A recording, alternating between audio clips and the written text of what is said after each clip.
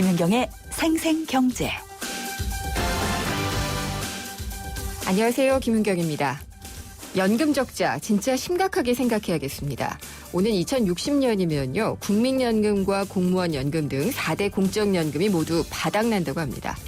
국가 채무도 늘어나서 이때가 되면 정부의 가계부도 마이너스가 심각해진다고 하네요. 이 전망은 틀려야겠죠? 나라 살림인 재정 운용을 신중하게 해야 될 것 같습니다. 우리나라 소비 심리도 바닥입니다. 여론조사업체 닐슨이 조사를 했더니요. 경제 상황에 대한 소비자의 낙관 정도를 보여주는 소비자 신뢰지수. 우리나라가 전 세계 60개국 조사 대상 가운데 57위를 기록을 했습니다. 거의 꼴찌였죠. 생활비를 줄이려고 외식비나 또 옷 사는 돈을 많이 줄였다고 합니다. 또 바닥으로 향하고 있는 일본 엔화 가치. 디플레이션을 막기 위해서 추가로 돈을 더 찍어 푼다라고 밝히면서 달러화에 대한 엔화 가치는 뚝 떨어졌고요. 이게 한참 더 갈 거란 전망도 나옵니다. 그래서 우리도 금리 인하 같은 맞불 작전을 해야 하는 게 아니냐라는 얘기도 있지만은요. 돈의 규모가 다르고요. 또 가계부채 문제도 있기 때문에 쉽지는 않습니다.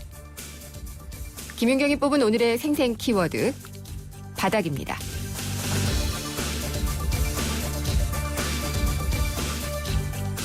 네, 이번에는 서울바닥 경쟁이네요. 서로 차지하려고 모바일 택시 호출 서비스들이 너도나도 나서고 있는데요. 불법 콜택시 영업 논란에서 벗어나기 위해서 택시 호출 서비스를 시작한 우버, 또 우버보다 먼저 들어왔다고 하는 브라질의 이지택시, 이런 기업들이 서울의 택시 시장에 군침을 흘리고 있는데요. 2부에서 이지택시 측의 얘기를 들어보도록 하겠습니다. 또 삼성이 어제 채용 제도를 개편하겠다라고 밝혔죠. 20년 만에 전면 개편하고 앞으로는 직무 적합성 평가를 도입하겠다고 하는데 이게 채용 시장은 물론이고요. 산업계까지도 관심이 집중이 되고 있습니다. 구체적으로 어떤 것들이 변하고 또 구직자들은 무엇을 준비를 해야 될지 그리고 향후 채용 시장에 어떤 영향을 미치게 될지를 3부에서 자세히 알아보도록 하겠습니다. 김윤경의 생생경제 1부 시작합니다.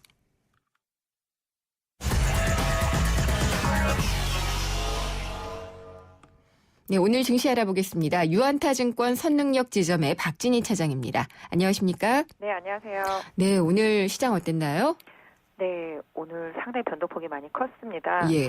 일단 거래소 시장은 1936.48포인트 플러스 5.05포인트로 마감을 했고요. 예. 코스닥 시장은 531.81포인트 마이너스 8.46포인트로 마감을 하면서 상당히 개인 투자자분들이 오늘 체감 하락이 상당히 컸던 하루였었습니다.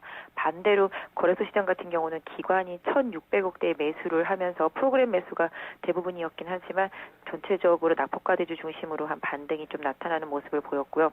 코스닥은 상대적으로 그동안 급등했던 내수 섹터와 중국 관련 섹터들에게서 급락이 나오면서 기관이 620억대 매도를 하면서 네. 급락이 연출됐습니다. 요즘 좀 따로따로 가는 분위기네요. 계속 따로따로 갔었는데요. 네. 그동안 그래도 코스닥에서 종목 장세가 펼쳐졌었잖아요. 네. 그동안. 근데 오늘은 뭐 완전히 반대 흐름이 나타나면서 네. 개인 투자자분들을 뭐 소위 말하는 멘붕으로 이끈 그런 하루가 아니었나. 오늘 전반적으로 그동안 좀 엔화가 약세를 보이면서 이제 엔저 현상 때문에 피해를 봤던 업종들이 상당히 좀 상승폭이 컸습니다. 네. 오늘 사실 장중에 환율이 1,090원을 돌파하기도 했었거든요. 근데 지금은 1,083.80 인데요. 지금 전반적으로 본다라면 엔화 급락 때문에 좀 피해를 봤었던 업종들, 네. 특히 이제 중국과의 경쟁 관계에 있었던 자동차, 화학, 뭐 이런 쪽 부분이 상당히 좀 많이 하락을 했었거든요. 네. 근데 그런 종목들이 오늘 상당히 강하게 올랐습니다. 특히 현대차가 15만 원이 깨졌다가 예. 오늘 7,500원 상승한 15만 8,500원이 마감이 되는 모습을 보였겠고요. 그 다음에 화학주들, LG화학도 오늘 1,500원 오른 18만 4,500원, 롯데케미칼도 11,500원 오른 14만 6,500원 등 화학주와 자동차 섹터에서 상당히 좀 강한 흐름이 나타났습니다. 그러면은 엔화가 많이 떨어지면서 있었던 쇼크는 조금 극복을 한 거라고 봐야 될지 아니면은 너무 과도하게 떨어졌다 그런 인식 때문에 오른 거라고 봐야 될지 모르겠네요. 지금 상황을 말씀드리자면 혼수 상태에 있던 환자가 눈 뜬 정도? 표현이 아직 정리를 다 못하셨고요. 네. 눈 정도 뜬 정도라고 보시면 아마 표현이 딱 맞지 않을까 싶은데요. 네. 일단 이렇게 눈이라도 뜬 것도 거의 뭔가 좀 정부에서 뭔가 대책이 나오지 않겠냐라는 시장에 대한 기대감 네. 그런 부분들이 많이 작용을 했습니다. 근데 최근에 보면 아시겠지만 정부는 대책이 하나도 없습니다. 그러면- 증시에서도 뭐 증시 활성화 대책 얘기가 있었지만 오히려 증시 활성화 대책이 나오지 않고 오히려 코스닥의 뭐 작전주를 오늘 한 100개 정도 뭐 조사를 하겠다 이런 네. 얘기들이 나오면서 오늘 코스닥을 급락으로 이끌었거든요. 이런 식으로 좀 개인 투자자분들이 오히려 계속 좀 피해를 보는 현상들이 좀 계속 나타나고 있어서 상당히 좀 많이 안타까운 장세가 이어지고 있는 것 같습니다. 네, 개인 투자자들에 대한 피해를 많이 얘기하셨는데 이제 자동차주, 뭐 화학주, 철강주 이런 것들이 좀 오른 것이 눈에 띄기는 하는데요. 네네. 이 어떤 살아난 혼수 상태에서 살아난 것들을 끌어가려면 정말 정책적인 지원이라든지 뭔가 재료가 좀 있어야 되잖아요. 네네. 기대할 수 있을까요? 사실 그 기업들 하나하나만 놓고 보면 뭐 솔직히 나쁜 기업은 없죠. 네. 하지만 그동안 3년 전에 버블이 이제 그게 달았을 당시를 생각하면은 주가는 상당히 많이 빠졌고요. 지금 주가를 놓고 보면 또 지금의 이 기업들이 얼마나 앞으로의 뭔가 좀 퍼포먼스를 보여줄 수 있느냐를 또 생각한다면 또 별게 없다라는 네. 생각을 할 수밖에 없는 상황이거든요.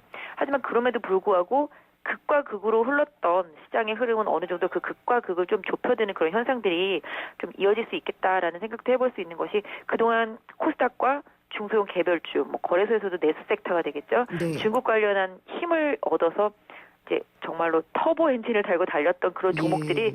단기간에 거의 한 20-30%씩 급락을 했거든요. 네. 그러다 보니까 그쪽 섹터만이 살 길이다, 그쪽 섹터가 좋다 이러면서 계속 기관 리포트라든지 이런 식으로 계속 방송에서도 많이 나왔기 네. 때문에 개인 투자자분들은 대형주는 안 돼 하면서 최근에 또 엔저까지 겹치면서 바닥에다 투매를 하고 코스닥을 바꾸신 분들이 상당히 많을 걸로 보고 있습니다. 네. 그런데 또 오늘은 그 반대로 그러게요. 낙폭과대를 올리고 코스닥을 급락시켜버리면 개인 투자자분들은 갈 곳이 없어지는 거죠, 계속. 그러다 보니까 네. 정말 투자의 방향성을 잡기가 상당히 좀 어려운데 뭐 논리적으로만 생각해 보면 시장에 자금은 없고요. 오늘 기관이 코스닥을 매도하긴 했지만 네.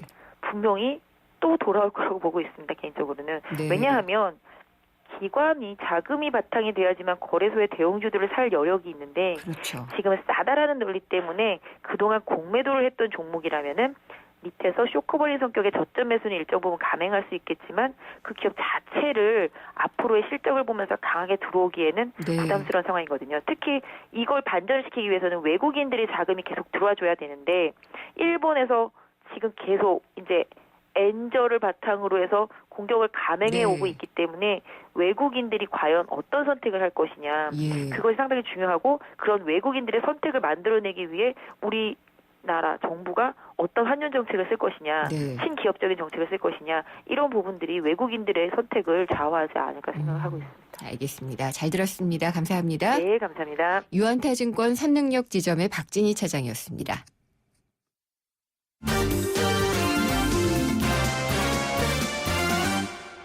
네, 오늘의 주요 경제 뉴스 살펴보겠습니다. 한국일보 이성철 부국장입니다. 안녕하십니까? 안녕하세요. 예, 최근에 이제 뻥연비라고 하는 연비 네. 과장 때문에 얘기가 좀 많이 됐었잖아요. 예. 근데 현대기아차가 연비를 개선하겠다라고 선언을 했네요. 예. 사실 현대기아차가 이제 글로벌 브랜드로서 시장 점유율도 높아지고 그러는데 사실은 가장 중요한 연비 부분에서 아직 뭐 특히 유럽차에 비해서 네. 굉장히 뒤져 있는 것이 사실이고 또 이 연비 표기 문제를 놓고 국내는 그랬습니다만 미국에서 이 말씀하신 것처럼 뻥연비 논란 때문에 이제 벌금까지 오는 이제 그런 상황이 벌어지게 됐기 때문에 2020년까지 연비를 획기적으로 올리겠다 그런 계획을 발표를 했습니다. 네. 지금보다 한 25% 이상 높이겠다는 건데요. 우선 이제 그 엔진 부분을 좀 강화를 해가지고 네. 가솔린 엔진을 새롭게 개발을 해가지고 기종 수를 늘리고 또 디젤 엔진에도 개발에 박차를 가해가지고 아무튼 가장 중요한 연비를 내는 게 가장 중요한 게 엔진이니까 엔진 경쟁력을 높이겠다 이런 얘기입니다. 그래서 가솔린 엔진 같은 경우는 지금보다 11 내지 13%, 디젤 엔진은 16에서 18%, 또 이 변속기에서 오는 그 연비 개선 효과 이거는 2 내지 9%. 이렇게 해서 어쨌든 지금보다 25% 정도 높이는 네. 그런 연비를 달성하겠다는 것이고 사실 연비에 또 하나 중요한 게 이 차가 가벼워야 됩니다. 네. 차가 무거우면은 연비가 아무래도 기름을 많이 먹을 수밖에 없기 때문에 요즘 대부분의 자동차들이 이 차체 무게를 줄이는 게 큰 흐름으로 되어 있습니다. 그래서 튼튼하면서도 가벼운. 그래서 요즘 초고장력 강판이라는 거를 많이 쓰게 되는데 네. 지금은 보통 그 모든 차에 이걸 다 달 수는 없는 거고요. 비싸서 33% 한 52% 이 정도로 지금 쓰고 있는데 네. 이 초고장력 강판 이런 것들에 대한 그 경쟁력도 높이겠다라는 게 기본 계획이고 또 친환경차도 많이 개발을 해가지고 하이브리드라든가 전기차, 예. 수소연료차 이런 것들을 만들겠다는 건데 그래서 이게 얼마나 어떻게 달성이 될 수 있을지 모르겠지만 사실 가격으로 경쟁하던 시는 이제 분명히 지났고요. 네. 현대차도 이제 외국에서 다 제값을 받고 있는 그런 상황이지만 결국 소비자들한테 어필하려면은 요즘은 가장 중요한 게 누가 뭐래도 연비입니다. 예. 누가 뭐래도 연비고 이 가장 중요한 부분에 이제 신경을 좀 써야 될 상황이 오는 것이 아닌가 그런 생각이 듭니다. 25%면은 상당히 많이 올리기는 하는 거죠? 네. 네. 그리고 대부분 근데 사실 요즘 보면은 그 외국 차들 연비 좋은 차들 굉장히 많이 들어오거든요.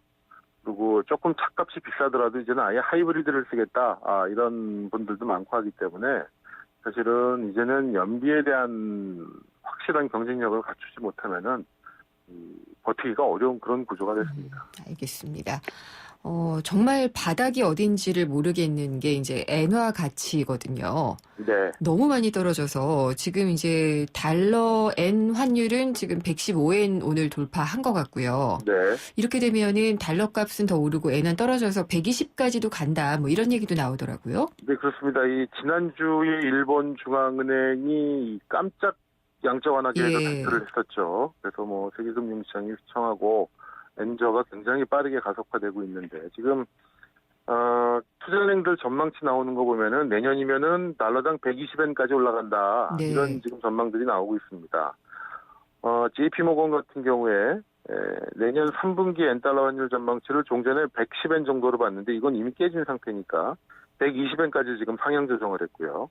골드만삭스도 향후 1년 내에 엔달러 환율 전망치를 115엔으로 봤다가 120엔으로 높였습니다. 네. 그리고 뭐 크레딧 스위스라든가 뭐 다른 투자은행들도 지금 전망치를 다 120엔까지 올리고 있는 상태인데요. 지금 이 엔저가 이렇게 되다 보니까 사실 제일 힘든 건 우리나라지 않습니까? 그렇죠. 그러니까 네. 아베노믹스도 양적 완화하고 소위 초이노믹스도 양적 완화인데 네. 우리가 아무리 돈을 풀어서 경기를 부양하려고 해도 이 아베노믹스의 엔저가 주는 피해 때문에 그 효과가 다 지금 반감이 되고 상쇄가 되고 있는 상태입니다. 그러니까 풀 수 있는 규모도 다르고요. 네. 그렇죠. 그래서 초이노믹스의 가장 큰 적은 사실은 아베노믹스인데요. 네. 지금 상태로 본다면은.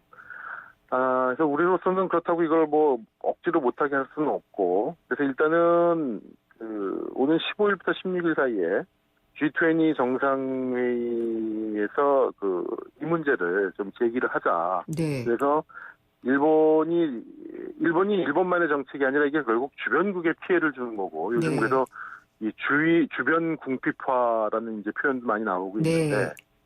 이런 어떤 특정 국가의 환율 정책이 주변국한테 피해를 주지 못하도록 그런 것들을 통화 정책을 쓸 때 고려를 해야 된다라는 거를 이번 정상회담에서 논의가 되고 어떤 합의문, 커뮤니케에 포함이 될 수 있도록 네. 외교력을 집중한다는 것인데 글쎄요. 일본이 그걸 순순히 말을 들을지는 잘 모르겠습니다. 지금까지 다 버텼잖아요. 이런 그 국제 어떤 회의체나 이런 데서 얘기할 때도 네. 다 모르는 척 하더라고요.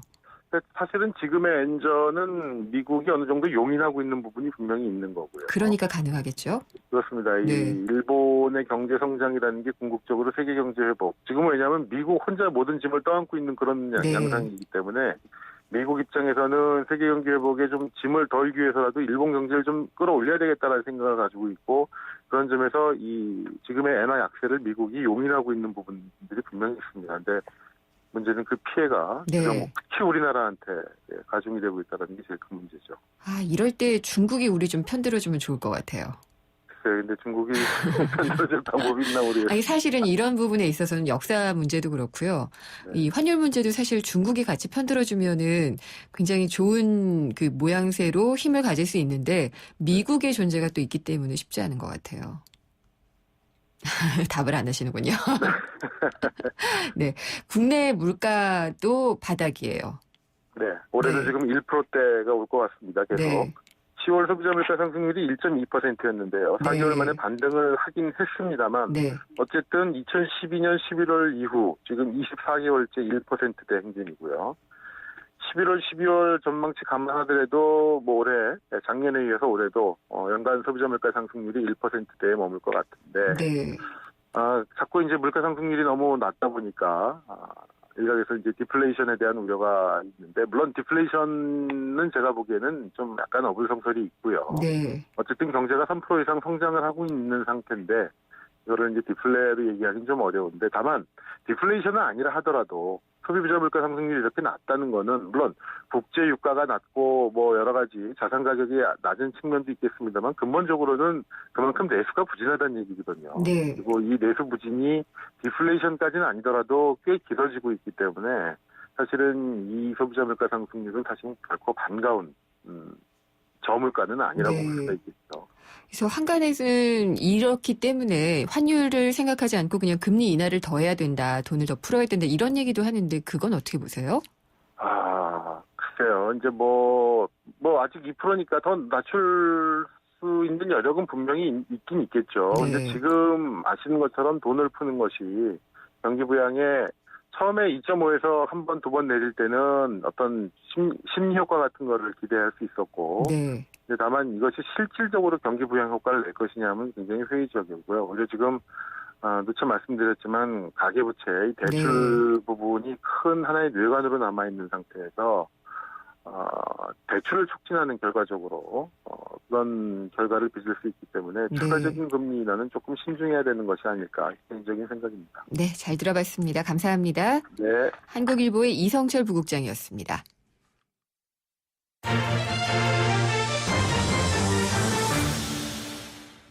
생생경제 일부 지금까지 함께 하셨고요.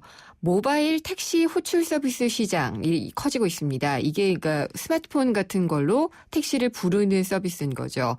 근데 이게 원래 했던 게 우버입니다. 우버가 불법 콜택시 영업을 한다. 이런 논란이 일었는데 택시 호출 서비스를 시작을 했고요. 우버보다 우리가 먼저 왔다라고 하는 업체가 있습니다. 브라질에 기반을 둔 이지택시라는 곳인데요. 요즘에 더욱 공격적으로 영업을 하고 있습니다. 택시 호출 서비스 이게 시장성이 있는 건지 모르겠고요. 택시 업계에도 반발이 나올 수밖에 없는데 어떤 방식으로 운영해 나갈지도 궁금합니다. 2부에서 이지택시 측의 얘기 들어보도록 하겠습니다. 광고 듣고 돌아오겠습니다. 창조는 멀리 있는 어려운 것이 아닙니다. 많은 과학자들은 작은 호기심과 사고의 전환으로부터 창의적인 혁신과 개발을 이루어냅니다. 국제과학 비즈니스 벨트에서는 우리의 호기심과 상상력이 과학과 만나 미래를 밝히는 지식이 되고 혁신적인 기술로 성장하고 있습니다. 대한민국 국가경쟁력 강화의 중심에 기초과학 연구가 있습니다. 기초과학의 밑거름이 창조경제의 큰 걸음이 됩니다. 이 캠페인은 미래창조과학부와 기초과학연구원이 함께합니다. 한 발 빠른 경제 뉴스, 한 뼘 깊은 경제 이슈, 한 번 물면 놓치지 않는 끝까지 가는 인터뷰. 지표 MC 김윤경의 생생경제. 세상의 베이스가 되다 포스코 협찬으로 김윤경의 생생경제 2부 시작하겠습니다. 생생경제 참여 방법 알려드릴게요. YTN 라디오의 애플리케이션 예스를 통해서 들으셔도 되고요. 짧은 문자 50원, 긴 문자는 100원이 부과되는 휴대전화 우물정의 0945번으로 의견 주셔도 됩니다. 트위터와 페이스북도 있습니다. YTN_이코노미 이게 트위터 주소고요. 페이스북은 YTN 라디오 이코노미로 들어오시면은 생생경제 페이지를 찾으실 수가 있습니다. 또 웹사이트로 방문을 해주셔도 되고요. 여러분의 많은 의견 기다리겠습니다.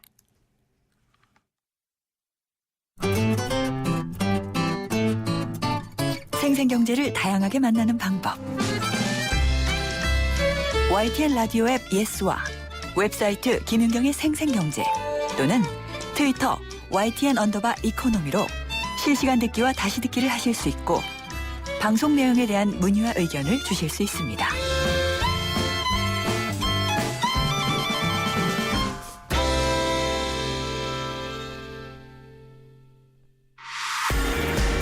오늘 당신이 꼭 알아야 할 가장 중요한 경제 뉴스는 논란 속에서 커져가고 있는 모바일 택시 시장입니다. 한동안 우버 택시가 화제였죠. 불법 콜택시 영업이다 아니다 해서 논란이 있었는데 서울시는 일단 불법으로 봤었습니다. 그럼에도 불구하고 국내 주요 기업들이 서울의 택시 시장을 노리고 뛰어들고 있습니다. 아무래도 시장성이 있다고 보는 거겠죠. 우버 택시보다 앞서서 국내에 자리를 잡아서 영역을 넓히고 있는 업체도 있었습니다. 바로 이지택시라는 곳인데요. 우리나라 업체가 아니고요. 브라질에 본사를 둔 업체라고 합니다. 그리고 각국에 진출해 있는 것도 우버와 거의 모습이 비슷하다고 하는데 이 모바일 택시 영업이라고 해야 될까요? 앱이라고 해야 될까요? 서비스를 하고 있는 이 업체들의 이야기를 한번 좀 들어보려고 하고 있습니다. 지금 이지택시의 박종 홍보팀장이 연결돼 있습니다. 안녕하십니까? 예, 안녕하세요. 네. 이지택시의 박종 홍보를 담당하고 있습니다. 네, 반갑습니다. 근데 이지택시는요, 우버랑은 다른가요? 예, 좀 다른 점이 있는데요. 네. 일단 우버는 과연 혁신적인 차량으로 공유 서비스를 제공하고 있어서 정말 훌륭한 스타트업이라고 생각을 하고 있습니다. 네. 근데 우버는 우버 택시 말고도 다른 이제 우버 X나 우버 블랙을 서비스하고 있어서 그 부분이 여러 그 운송 관련 업계에 혼란을 주고 있는 점에서 저희와 좀 다른 입장 차이가 있다고 생각을 하고 있습니다. 그러면 이지택시는 모바일 애플리케이션이라는 것은 똑같지 않나요? 네, 모바일 어플리케이션이란 그 기술적인 부분에서는 똑같습니다. 네, 기술적인 부분은 똑같고 그다음에 그러면은 이거는 택시를 호출만 해주는 서비스예요? 네, 현재로서는 중간에 그 택시를 중개해주는 예. 그 서비스를 지금 제공해주고 있고요. 네. 그리고 현재 무료로 지금 승객분도 그렇고 기사님도 그렇고 무료로 현재 서비스를 이용하고 계십니다. 좀 더 좀 자세히 들려주세요. 어떻게 서비스가 되는지요. 예, 일단 기존의 콜택시는 전화로 이제 보통 네. 호출을 하시잖아요. 예. 하지만 저희는 그 과정에서 중간에 중개해주는 콜센터가 없습니다. 네. 그런 부분을 자신이 갖고 있는 스마트폰을 통해서 더 이제 빠르고 편리하게 안전하게 서비스를 사용할 수 있는데요.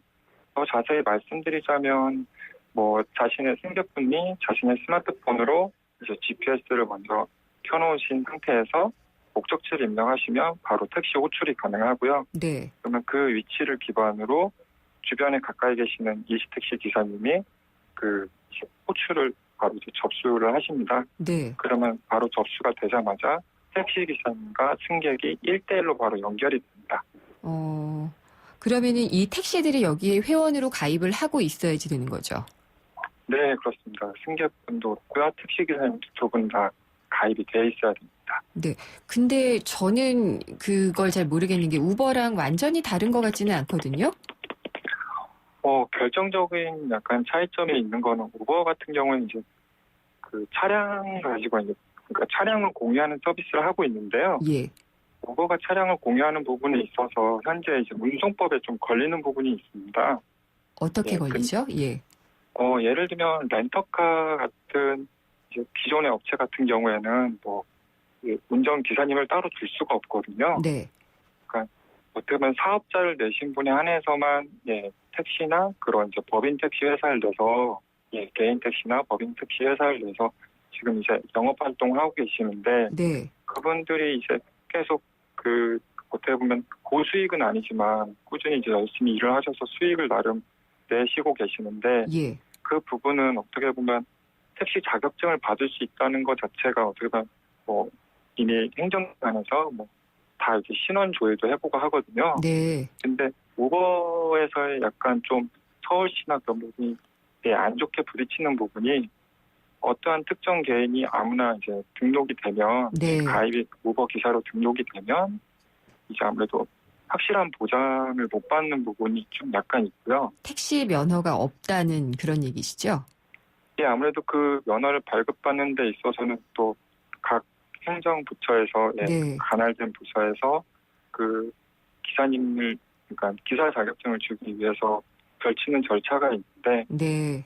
그거에 어떻게 보면 신원을 확인하고 안정성을 최대한 보장하고자 네. 마련한 제도인데 그 부분이 약간 좀 좀 빠지는 부분이 있어서 그 부분이 네네. 약간 좀 많이 부딪히고 있는 걸로 알고 있습니다. 그리고 이제 우버 같은 경우에는 수수료를 받는데 여기는 기사분도 그렇고 승객도 그렇고 무료라고 들었거든요. 네, 맞나요? 맞습니다. 예. 일단 현재 저희는 그냥 순수 투자받은 예. 그 금액을 통해서 지금 현재 회사가 운행이 되고 있고요. 예. 자세한 수익 모델은 지금 논의 중에 있습니다. 아직 없군요. 그러면 수익이요. 네, 명확하게 어떻게 하겠다라는 건 없는데요. 네. 그래도 대표적인 걸로 지금 이제 저희가 한국 말고도 이제 다른 해외 지사들이 있거든요. 네. 예를 들면 브라질 본사 같은 경우에는 이제 이지택시 페이라는 걸 통해서 이지택시 앱 내에서 이제 결제가 가능한 겁니다.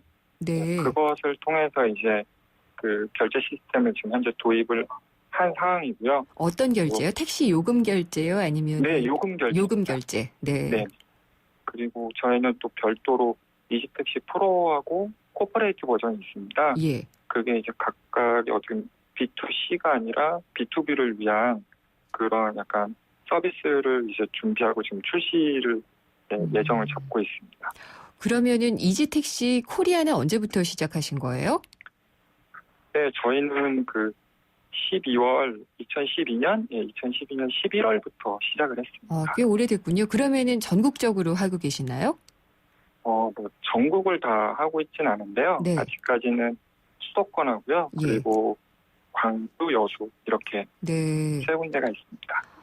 그러면은 이용하시는 분들은 얼마나 되나요? 택시 기사님도 그렇고, 예. 사용자도 그렇고요.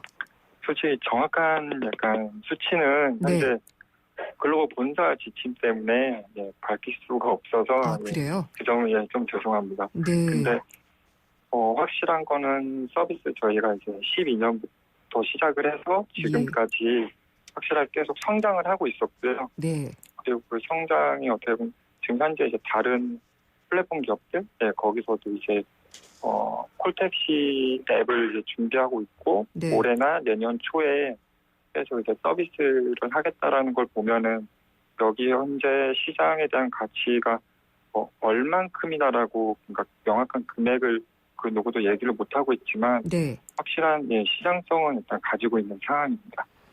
그렇군요. 근데 본사가 지금 브라질에 있다고 하셨잖아요. 네네. 예, 브라질 말고도 다른 곳도 있을 것 같고 브라질에서 만들어진 계기도 궁금하고요. 브라질 네네. 본사에서 그러면은 100% 투자해서 코리아 지사를 만든 건지 아니면은 국내 다른 투자자도 있는 건지도 궁금하네요. 일단 국내에선 다른 투자자는 현재 없는 상황이고요. 네. 저희는 그 투자사인 로켓 인터넷이 있습니다.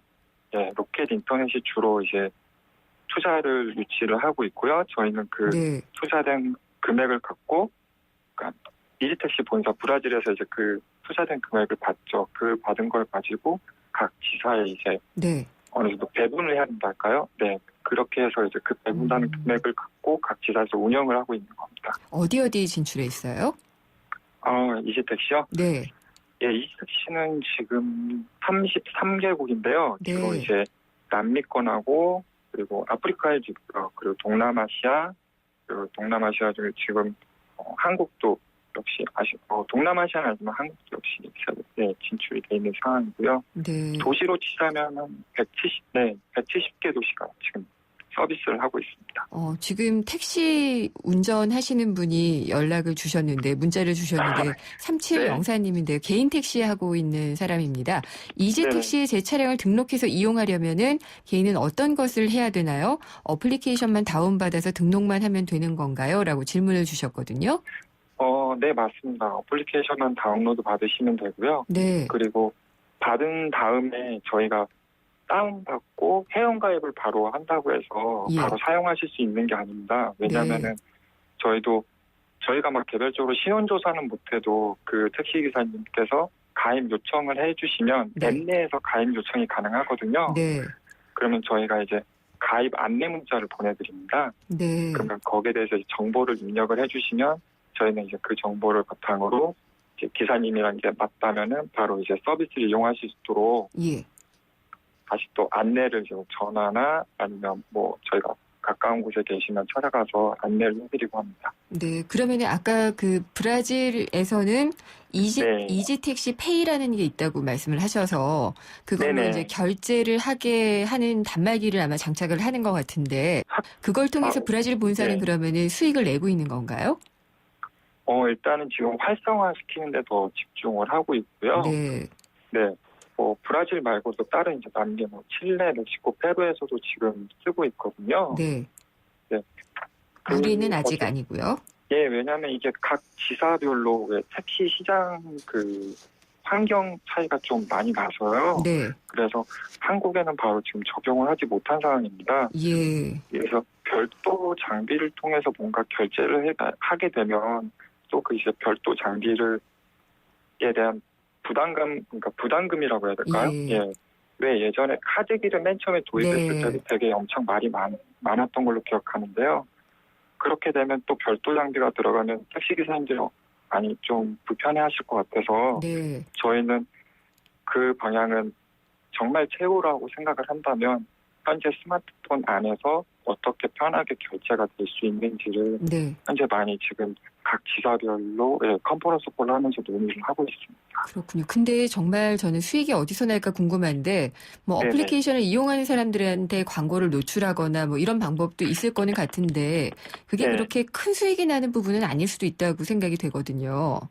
뭐 어떤 게 광고, 또 있을까요? 광고가 네네. 광고 노출 솔직히- 같은? 솔직히 광고 노출도 초반에는 약간 얘기가 있었는데요. 네. 근데 택시를 사용하는 데 있어서 광고를 너무 노출하면 상당히 좀 불편하다라는 소비자 의견들이 아무래도 좀 요즘에 그렇죠. 근래는 반영이 돼서 예. 광고 노출은 거의 없는, 거의 다른 나라도 거의 없는 걸로 지금 알고 있고요. 네. 한국에서도 제 이지택시 앱을 사용하는 데 있어서 특별한 뭐 막 큰 광고 화면을 보여주거나 그렇진 않거든요. 그래서 광고보다는 저희는 그 앱 안에서 결제가 되면서 그리고 네. 아니면 아까 말씀드렸던 이지택시 프로 버전이나 예. 코퍼레이트 버전을 통해서 그거는 B2C가 아니라 B2B를 통해서 하는 거기 때문에 거기서 이제 수익 모델을 지금 찾고 예. 고민하고 있습니다. 그러니까 이 B2B 모델로 돈을 벌게 되면은 이 서비스를 이용하는 이용객들에게는 계속해서 콜비는 안 받으시는 걸로 가겠다는 방침이신가 보네요. 앞으로도 그렇고 저희는 그거를 최대한 지금 유지를 하려고 네. 그걸 이제 당연하게 유지를 하려고 지금 생각을 하고 있습니다. 아니 그러면 국내에서 이제 콜택시 운영하시던 업체들의 반발은 없어요? 솔직히 그냥 여담으로 이렇게 들리는 건 예.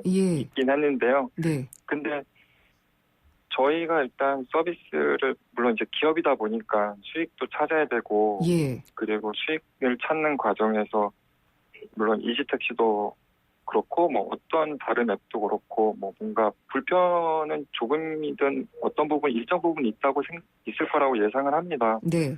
근데 지금 말씀하신 현재의 어떤 기존의 콜택시에서 저희한테 뭔가 직접적으로 뭔가 얘기한 부분은 없고요. 네. 그리고 뭐 관계 부서 그러니까 행정기관에서 저희한테 그런 부분에 대해서는 아직 알겠습니다. 직접적으로 전달받은 내용은 없습니다. 네. 그러면은 국내 대기업들 뭐 이 모바일 택시 서비스 검토하고 있다고 하는데 네네. 뭐 제휴 제의 같은 거 받으신 적 있으세요? 근데 뭐 제가 직접 만나뵌 적은 없었지만요. 솔직히 제가 된 걸 네. 명확하게 기업명을 밝히기도 좀 그런 것 같고. 알겠습니다. 네. 일단 받은 적은 있고 네. 그리고 지금도 제휴에 뭐 여러 방향에 대한 제휴는 열어두고 있고요. 네. 그리고 그런 제휴 부분은 뭔가 말씀을 드리고 알겠습니다. 싶은데 네. 알겠습니다. 명확하게 밝히기 좀 여기까지 듣도록 하겠습니다. 오늘 말씀 잘 들었습니다. 네, 감사합니다. 이지택시의 박종 홍보팀장이었습니다. 경제의 새로운 트렌드, 빅데이터 경제지도. 숫자로 보는 신기한 세상 빅데이터 경제입니다. 다음 소프트의 최재원 이사님 나오셨습니다. 안녕하십니까? 네, 안녕하세요. 할로윈 네. 혹시 뭐 안 좋게 보시는 편이신가요? 어떠신가요? 아니 뭐 굳이 그럴 것까지는 없고요. 뭘 네. 해야 된다는 의무감은 있어서 저도 아. 지난주에 애들이랑 가족이랑 같이 식사하는 정도로 네. 다행히 뭐 애들 학교에서 요란하게 하진 않았더라고요. 아이들 때문에 의무감을 가지시는 거죠? 네, 그렇죠. 네. 예. 전 제가 재밌어해가지고. 네, 그런 거 좋아하시는군요. 네. 할로윈 준비를 그러면은 열심히 한 사람들, 이런 것도 혹시 빅데이터 분석이 되나요?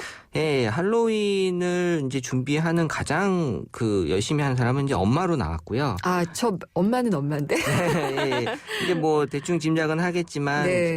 연간으로 이제 조사해 보면 이제 1위는 아이, 네. 2위가 친구, 이제 3위는 언니 이렇게 조사는 나왔는데 네. 이 아이가 결국엔 이제 엄마들을 열심히 준비하게 만들어 놓은 건데요. 그렇죠. 네, 이 엄마들이 이 의상 때문에 아주 준비하느냐고 스트레스 받았다 이런 글들 많이 올라왔고요. 네. 이게 이제 대상이 아이들이다 보니까 이제 어린이집이나 네. 유치원 중에서도 영어 유치원. 그렇죠. 네, 그쪽에서 예. 많이들 이제 요구를 하시고 네. 또 이제 원장님들이 할로윈 파티에 대한 어떤 관심이 많다 보니까 이 엄마들도 자연스럽게 준비하는 그런 이제 압박을 받았고요. 네. 근데 의외로 이 국내에는 이 할로윈 파티 의상을 판매하는 곳이 많지 않아요. 아니, 저는 꽤 많은 걸로 알고 있는데, 그러니까 기준이 다른가 봐요. 그렇죠. 예. 네. 그러니까 다양성이나 이런 걸로 봤을 때는 왜냐하면 매년 똑같은 거를 하는 것들 원치 않거든요. 그렇죠. 근데 그런 다양성에서 봤을 때 엄마들의 그런 궁리에 맞지 않는 거죠. 그러니까 항상 똑같은 공주옷을 입히거나 항상 스크림 가면만 쓰거나 이러면 안 되는 그렇죠. 거죠. 그리고 또 네. 새롭고 튀어야 된다라는 그런 의무감들을 갖고 네. 있기 때문에. 아, 우리나라 엄마라서 그런 거 같아요. 네, 외국에서는 절대 그러지 않을 텐데 네. 예, 우리 대한민국 엄마들이 이런 스트레스를 받으면서 구매 네. 대행까지 결국에 나왔더라고요. 아, 직구. 네, 네. 그래서 또 이것도 마음에 안 든다 해서 엄마들이 직접 이제 의상을 제작하고. 이러시면 안 돼요. 네. 이렇게 하시면은 이 엄마들이 너무 튀게 해오시기 때문에 아이가 삐져서 와요. 네, 그런 현상들이 네. 이제 보이는 글들이 올라왔고요. 네. 결국에 이제 온 가족이 총동원되는 그런 날이 돼버린 거죠. 네. 명절이 돼버리나 이런 생각이 좀 들기도 하네요. 네, 아직까지 그렇게 심하지는 않은 것 같은데요. 네. 이제 그런 이제 엄마들이 종종 있는 거죠. 네, 즐기는 정도로는 괜찮은 것 같아요. 네. 할로윈 의상 그러면 어떤 게 좀 인기가 있었어요? 뭐 1위부터 5위까지 쭉 한번 뽑아봤는데요. 네. 1위는 마녀. 예. 뭐 나쁜 것들을 좋아하나 봐요. 보통 이제 이런 걸로 하죠. 네, 2위가 네. 좀비, 네. 그다음 3위가 마법사. 그리고 4위가 악마, 5위가 해적 이렇게 네. 나왔는데요. 이게 이제 연령대에 따라서 조금씩 이제 차이가 있는 것 같은데 이 엄마들이 이제 마녀나 마법사를 좋아했던 이유가 네. 뭐 이 준비하기 편하다. 그렇죠. 딱 이게 천만 준비하면 두르면 되잖아요. 네, 그러니까 네. 딱 한마디로 모자하고 망토만 있으면 그렇죠. 예, 커버가 되는. 그래서 네. 이제 이 마녀와 마법사가 인기가 좀 많았고요. 또 유치원 선생님들은 이제 요정 복장들을 많이 선호하셨고요. 네. 아무래도 어린이들이 무서워할까봐 아. 예, 그냥 봐도 무서운데 네. 예, 요정 복장으로 조금 이제 그런 것들을 네. 예, 하셨고 그리고 이제 성인들은 이제 좀비나 해적 네. 이런 것들을 좀 선호하셨고 의외로 또 여자 성인들이 공주를 많이 예, 좋아하시더라고요. 현실에서 못 해봐서 그래요. 예, 그건 저는 잘 모르겠어요. 네. 그래서 이제 결국 이제 천사, 악마로 이렇게 나눠 보면 천사 쪽보다는 이제 악마 쪽으로 많이 사람들이 할로윈 네. 데이가 그래도 좀 뭔가 재밌게 하기 네. 위한 날이다 보니까 악마를 선호하는 것 같아요. 이날만큼은. 실제로 또 귀신을 쫓아내야지 되잖아요. 아, 네, 그렇군요. 그런 의미도 예. 좀 있어서 아마 그런 걸로 예, 알고 그런 있고. 것 같네요. 근데 이게 저도 사실 아는 모임에서 네. 할로윈이라고 놀기는 했는데 그냥 오렌지색으로 호박색이잖아요. 그게. 아. 그래서 그걸 가지고 이제 소품 갖고 장난을 쳤는데 어디 갈 데는 없었거든요. 다 골방에 갇혀 있었는데. 아무래도 모임이다 보니까. 네네. 어디들 이걸 하고 복장을 갈 수 있을지도 궁금해요. 근데 이제 굳이 이제 어디를 가셔야 되는 분들은 네. 이 성인들은 이제 이태원을 가시고요. 외국 분들이 많아서 그렇군요. 이태원 가야지 또 이 할로윈이라는 문화 자체가 외국 문화다 그러니까요. 보니까 이태원 가야 더 느낌이 네. 나지 않나 생각을 하시는 것 같고 그리고 이제 아이들은 이제 에버랜드를 네. 가고요. 또 성인들은 이제 이태원에 이어서 홍대를 네. 가는데 이제 뭐 이날만큼은 정말 사람들이 이태원은 너무 많았어요. 또 그날 아마 금요일로 제가 기억하는데 사무실이 그쪽이시죠? 네, 사실 보통 요새 이태원도 금요일날 사람 많은데 이날은 뭐 더 많았던 걸로 제가 그 앞으로 지나갈 때 봤고요. 예, 그래서 이제 놀이공원도 이날만큼은 아주 많이 네. 사람들로 넘쳐났다고 합니다. 아니 그러면은 복장하고 이게 보통 이제 사탕을 줘라라고 트릭 이렇게 얘기를 하잖아요. 네, 예. 그러면 그 사탕 주고 그랬어요. 진짜? 네네. 사탕 막 거 길거리에서 주고 받고 네. 막 하더라고요. 예. 재밌었겠는데요. 네. 저도 직접 경험 못했고 지나가면서 네. 봤습니다. 근데 이게 할로윈 문화라는 게 사실은 우리 문화가 아니기 때문에 네. 그냥 뭐 따라하기식의 그런 문화 같기도 하고 그런데 글쎄 마케팅에 좀 이용되는 게 아닌가 이런 생각이 좀 들거든요. 약간 뭐 굳이 얘기하자면 빼빼로데이만큼은 아니잖아요. 사실 할로윈데이가. 그래서 이제 마케팅에 이제 이용은 하는데 이제 음식점이나 카페에서 이제 할로윈데이에 뭔가 더 매출을 올리기 기대하면서 인테리어나 종업원들의 의상에 이렇게 좀 신경을 쓴 그런 것들이 보였고 또 신기한 거는 네일샵에서 이제 할로윈 느낌의 그런 네일 디자인들도 네, 많이 추천들을 해서 글들이 올라왔더라고요. 네. 예, 그리고 뭐 할로윈 이벤트라고 해서 뭐 온라인상에서는 이제 게임 배경이 이제 할로윈 테마로 나가는 경우도 있고 또 아바타들이 또 할로윈 복장으로 다니기도 하고 그러니까 실제 오프라인 뿐만 아니라 온라인에서도 이 할로윈에 대한 느낌을 요날만큼은 좀 많이 전파하려고 했었던 것 같아요. 그러면은 이게 사실 저 같은 어른 아이들을 위한 것은 아닐 것 같은데 네. 이 문화가 영향을 미칠 수 있는 혹은 가장 영향을 많이 받는 사람들은 아이들일까요? 누굴까요? 네, 아이들보다는 엄마 쪽으로 많이 좀 기울었고요. 네. 그러니까 엄마들도 이제 어떤 그런 이벤트를 통해서 본인이 이제 새로운 것들을 또 뭐 예를 들어서 이제 컵케이크를 할로윈데이에 맞춰서 이제 원데이 클래스에 가서 네. 이제 할로윈 컵케이크를 만든다라든지 네. 또 이제 학원 같은 데서는 요날 이제 좀 특별하게 부모님들을 참여해서 더 재밌게 그렇게 이제 학원 수업을 좀 꾸며 나가려고 하는 그러니까 약간 좀 좋은 측면도 있는 것 같아요.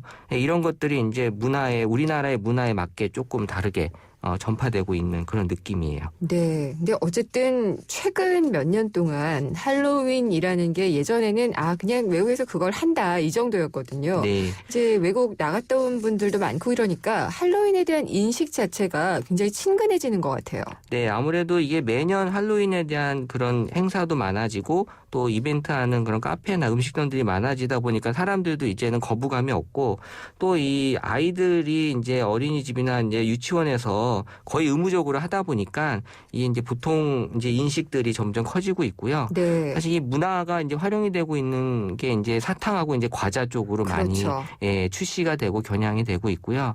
또 이게 매장에서는 이제 그 뭐 코스트코 같은 이런 외국계 그런 매장에서만 이제 많이들 팔고 있다. 이제 그런 불만들이 좀 올라와요. 사실 이제 이런 것들을 쉽게 구할 수 있는 아직 그 공급해주는 여건은 아직 안 돼 있고 또 뭐 스타벅스나 이런 이제 텀블러 등 이제 외국계 쪽의 브랜드에서는 할로윈 관련된 제품들이 많이 지금 올라오는데 아직까지 국내 제품에서는 그런 것들을 까지는 와 있지는 않는 것 같아요. 그렇군요. 이런 거는 상당히 또 잘 돼 있을 법도 한데 그렇지는 않았군요. 네네. 네. 근데 할로윈데이에 대한 인식이 뭐 좋다 나쁘다 혹시 그런 것도 빅데이터 분석이 되나요? 그러니까 이게 저희가 이제 빼빼로데이랑 같이 연관을 좀 해봤는데요. 할로윈데이건 빼빼로데이건 그러니까 어떻게 보면 약간 커플들한테는 좋은 날이고요.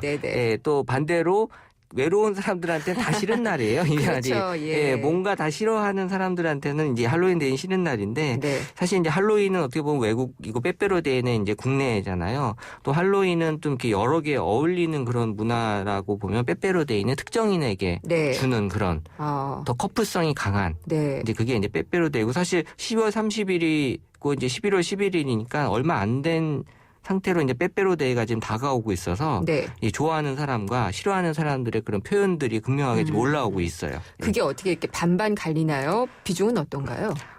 이게 좋아하는 사람을 좋아한다고 표현하는 게 더 많아요. 그러니까 싫어하는 사람은 자기가 싫어한다는 걸 그렇게 글로 표현 잘 안 하거든요. 그러니까 이제 좋아하는 표현들이 실제 마음에 있더라도 싫어하는 사람들이 표현을 안 할 뿐이지 그러니까 표현상으로 올라온 건 좋아하는 게 더 많아요. 그래요? 방송 모니터는 싫은 모니터가 훨씬 많거든요. 그래요? 굳이 싫어하는 것도 쓰겠다고 하는 사람들은 있으니까. 근데 소셜은 아무래도 이제 부정보다는 요새 긍정적으로 많이들 전파되고 있는 것 같아요. 부정에서 긍정으로 가는 어떤 큰 계기가 있나요?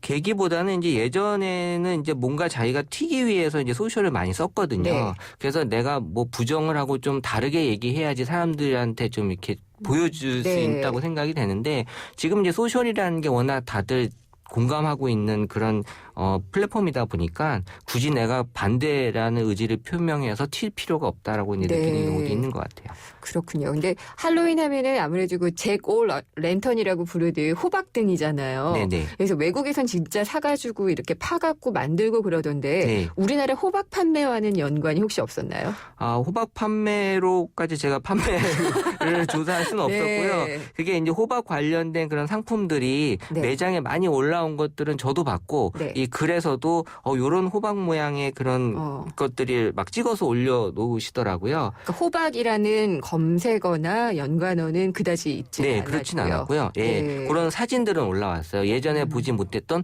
호박 관련된 그런 이제 뭐 연필 모양이라든지 네. 이런 상품들이 많이 이제 만들어져서 네. 그런 것들을 이제 신기하다고 올려놓은 글들은 많더라고요. 저는 연필이 아니고 볼펜을 샀는데요. 예. 볼펜이 이 호박 모양인데 이렇게 누르면은 주먹이 나가고 불이 들어와요. 그래서 네. 그거 가지고 이렇게 노는. 위험한 볼펜인데요.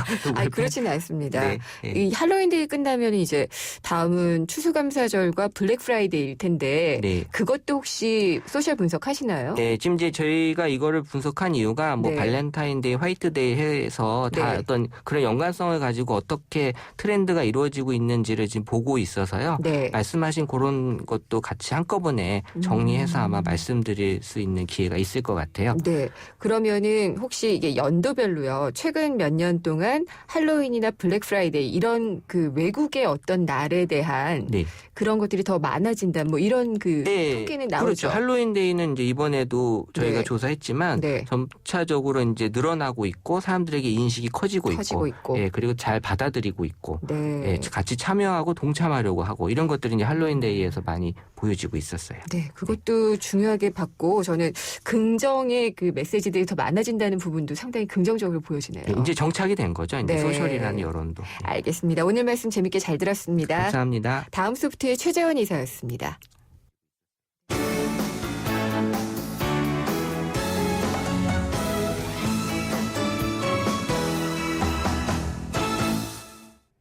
네, 잠시 후 4시 뉴스 듣고 생생경제 3부로 돌아오겠습니다.